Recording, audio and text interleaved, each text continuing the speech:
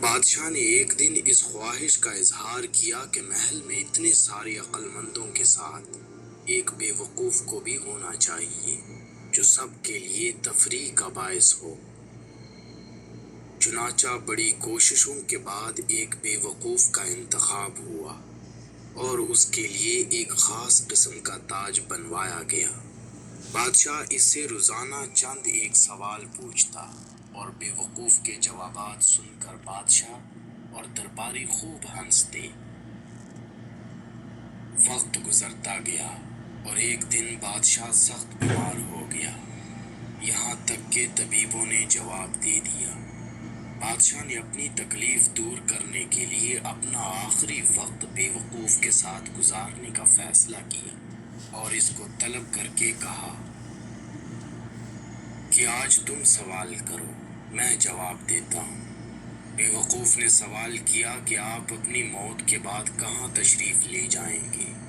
بادشاہ نے جواب دیا، اپنے مالک کے پاس۔ بے وقوف نے اگلا سوال کیا، آپ وہاں کتنے دن رہیں گے؟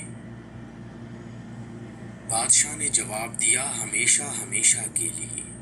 بے وقوف نے پوچھا، پھر تو آپ نے وہاں اپنے آرام و قیام کا انتظام کیا ہوگا۔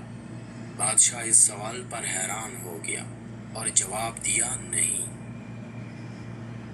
بے وقوف نے اپنے سر سے بے وقوفی کے تاج کو اتار کر بادشاہ کے سر پر رکھتے ہوئے کہا، گستاخی معاف، میرے سے زیادہ آپ اس تاج کے حقدار ہیں۔ جہاں رہنا نہیں تھا وہاں اتنی بڑی سلطنت، اور جہاں ہمیشہ کے لیے رہنا ہوگا وہاں کے لیے کچھ بھی نہیں۔ جتنا بھی مشکل وقت آئے دو کام کبھی نہ کرنا، ایک اللہ تعالیٰ کی ناشکری نہ کرنا اور دوسرا اللہ کے سوا کسی سے نہ مانگنا۔ اپنے اپنے دائرے میں دیکھ لو، حسب طاقت ہر کوئی فرعون ہے۔ انسان سخت مزاج کب بنتا ہے؟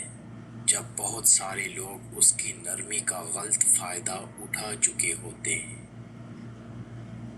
لوگوں کو بے وقوف بنانا بہت آسان ہے، لیکن قائل کرنا کہ انہیں بے وقوف بنایا جا رہا ہے بہت مشکل ہے۔ ان لوگوں پر زیادہ توجہ دیا کرو جو تمہاری جیت پر تالیاں نہیں بجاتے۔ اگر خوش ہو تو آہستہ سے ہنسا کرو کہ غم نہ جاگ جائیں، اور اگر غمگین ہو تو آہستہ سے رویا کرو تاکہ آنے والی خوشی کہیں نا امیدی میں نہ بدل جائے۔